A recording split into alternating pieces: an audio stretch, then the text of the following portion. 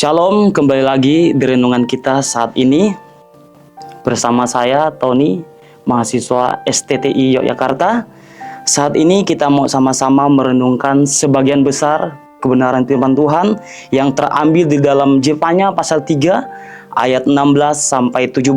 Firman Tuhan berbunyi demikian.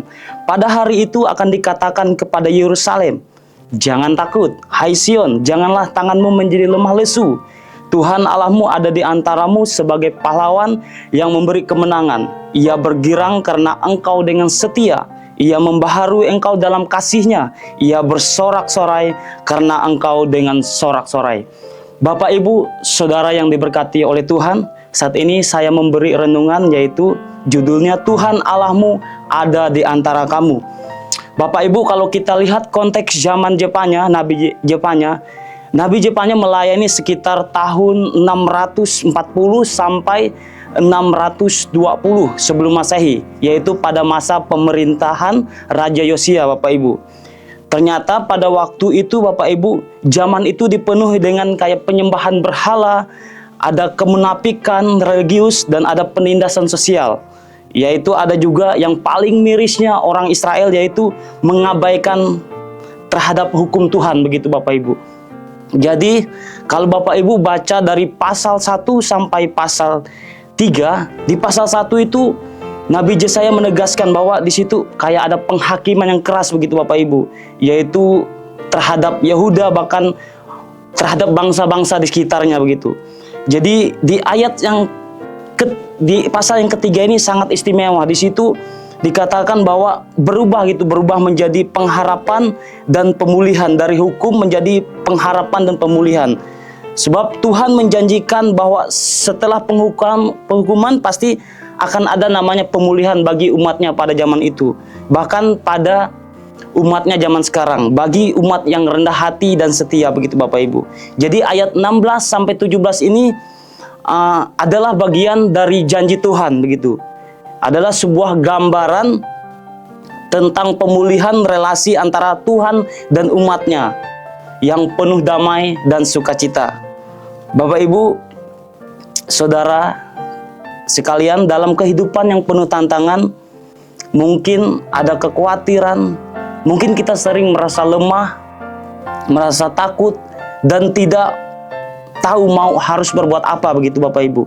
Sering terjadi dalam kehidupan kita saat ini. Begitu juga yang dialami oleh bangsa Israel, orang-orang Israel pada zaman itu. Zaman Nabi Jepanya, begitu Bapak Ibu.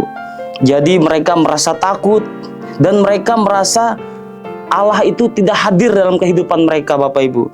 Tapi Tuhan tidak hanya sebagai penonton saja, Bapak Ibu. Tuhan memberi mereka sebuah kemenangan. Bahkan Tuhan memberi mereka sukacita. Walaupun ketidakpastian mereka merasa tidak berpengharapan. Begitu juga dalam kehidupan kita saat ini. Mungkin kita mengalami ketakutan, kecemasan dalam pendidikan kita, dalam pekerjaan kita. Percaya saya Bapak Ibu, Tuhan Allah ada bersama kita. Jadi ketika kita merasa gagal, ketika kita merasa takut, ketika kita merasa tidak layak, ingat Tuhan berkata, jangan takut, jangan lemah lesu.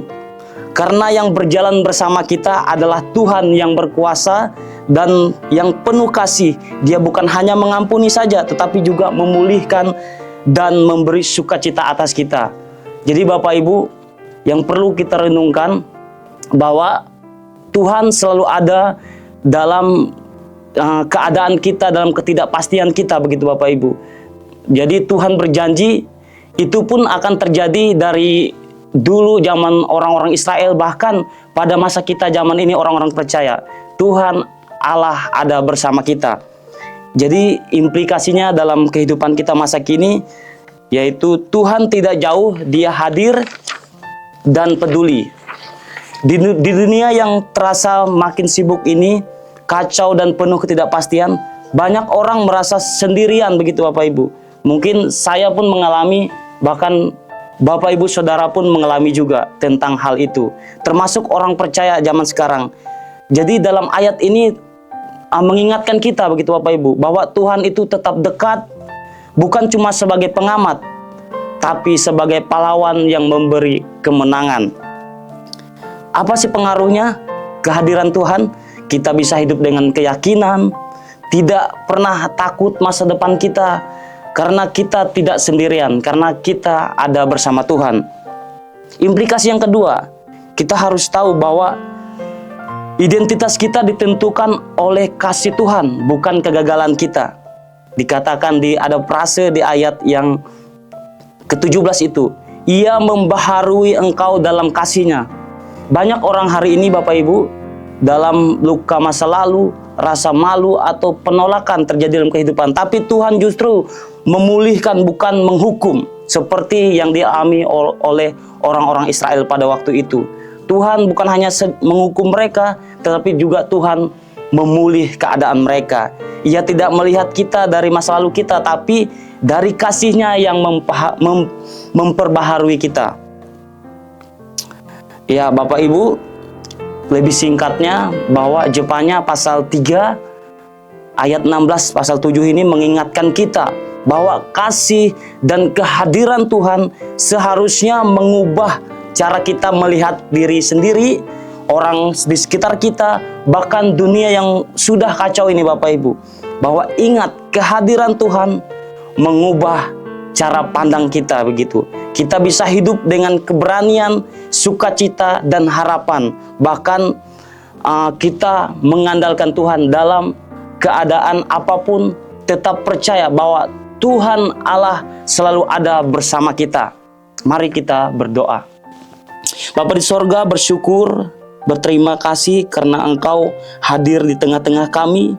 Engkau bukan Tuhan yang jauh, tetapi yang bergirang dan bersukacita atas kami. Kuatkan kami di tengah kelemahan dan pulihkan hati kami dengan kasih-Mu.